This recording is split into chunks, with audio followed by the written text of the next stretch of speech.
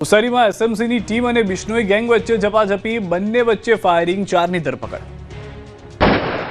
નવસારીના બિલીમોરામાં state monitoring cell એસએમસીની team અને Bishnoi gang વચ્ચે ફાયરિંગ થતા ખળભળાટ મચી ગયો.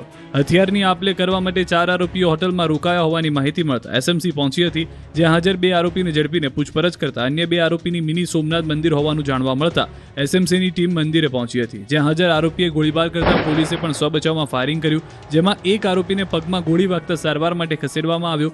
બાકીના 3 આરોપીઓની ધરપકડ કરી તેમના કબજામાંથી 3 દેશી બનાવટની પિસ્તોલ અને 27 જીવતી કારતૂસ જપ્ત કરી આગળની તપાસ હાથ ધરી.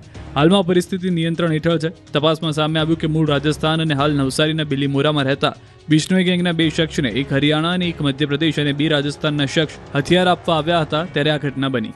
પ્રાથમિક તપાસમાં પકડાયેલા ઇસમો કુખ્યાત ગેંગ સાથે સંકળાયેલા હોવાનું સામે આવ્યું, જેના આધારે પોલીસે આ સમગ્ર નેટવર્કની ઊંડાણપૂર્વક તપાસ શરૂ કરી છે. તમામ આરોપીઓ સામે ગંભીર ગુનો દાખલ છે. હત્યા, ખંડણી, હત્યાની કોશિશ જેવા ગુનાઓ ભૂતકાળમાં દાખલ થયા છે.